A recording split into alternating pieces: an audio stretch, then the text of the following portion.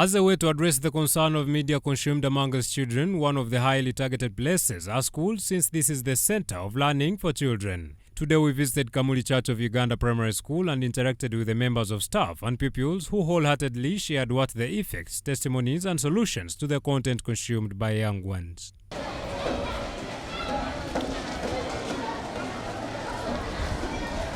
While interacting with the Deputy Head Teacher Kamuli Church of Uganda Primary School, Mr. Kavuma Robert, it was understood that parents do not have much time with their children, which is why the school opts to sensitize children about media usage and consumption. We have realized that many of our parents don't have much time to give to the children. So we, as schools, and ours in particular, and being a church-founded school, we do a lot of sensitization to our children on how to use the media very responsibly. We tell them that the media is good because there is a lot that we can acquire from it. But still, if it is misused, it can be very, very dangerous. Magombe Moses, the Director of Studies, also in the same aspect, notes that children are not guided while consuming media content, which is why some of them end up messing up trying to practice what they watched earlier. When children are not guided, they bring all what they have seen or watched on TV to schools. At the end of it all, we find children fighting in classes. As much as the school has tried to set up rules and regulations to govern them, but one over the other, because of resilience children have watched on TV, they try to carry out experiments. Then this mass media or digital media has also exposed our children to different uncultured behavior, such as the homosexual. We used to hear it and through our revelings when they are preaching about Sodom and Gomorrah.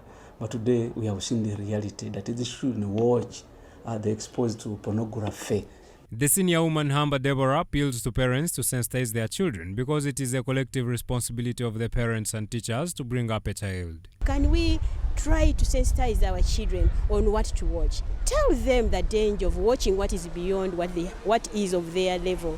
There is a lot of pornography on these digital media screens, a lot of pornography. And once they watch it, here we are. Some of us are in urban areas where we almost live in houses that are just but single rooms. What do you think your child will be thinking about you when one has watched what was on the screen and is now imagining what is happening in your bedroom? Can we please come out and sensitize our children about the dangers?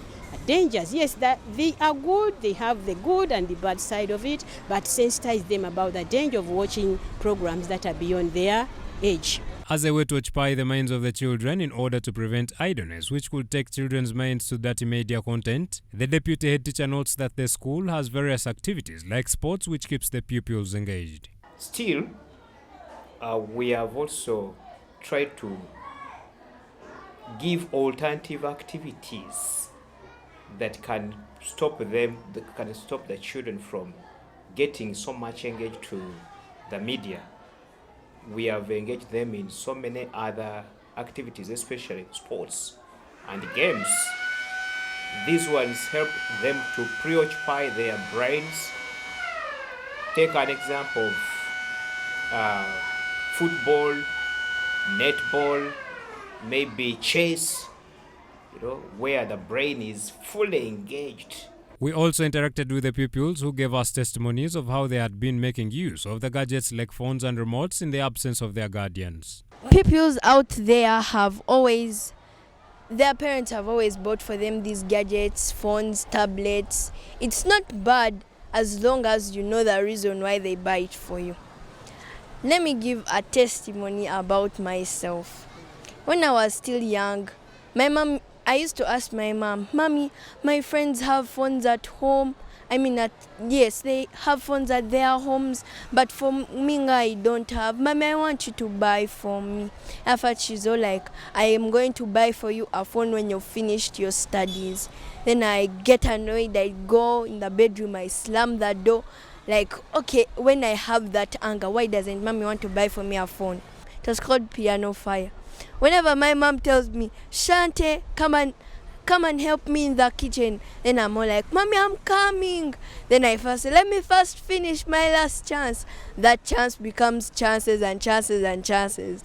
Then she comes, then she's all like, Shante, didn't you hear me? Then after that I get annoyed. Then I go and I throw the phone on the bed. Then I get out, I go and help her. And I myself, I always used to go back home. Instead of thinking about the homework my teachers used to give me, I used to think about the TV. What's the next cartoon on the TV, animation? I used to always go back home at 5, and at 6 I used to have a cartoon called Avatar. I used to watch it until 7. Instead of thinking about my homework, I leave it aside. Then the next thing I do, eat food, supper, then sleep. Then when I come to school, I used to come and tell my friend, assist me with your book, I didn't do my homework. My friend asked me why. I was watching a cartoon, and I also start attracting him to watch that cartoon. Also, it leads to his deterioration of his performance. But to me as a child, I used to do that.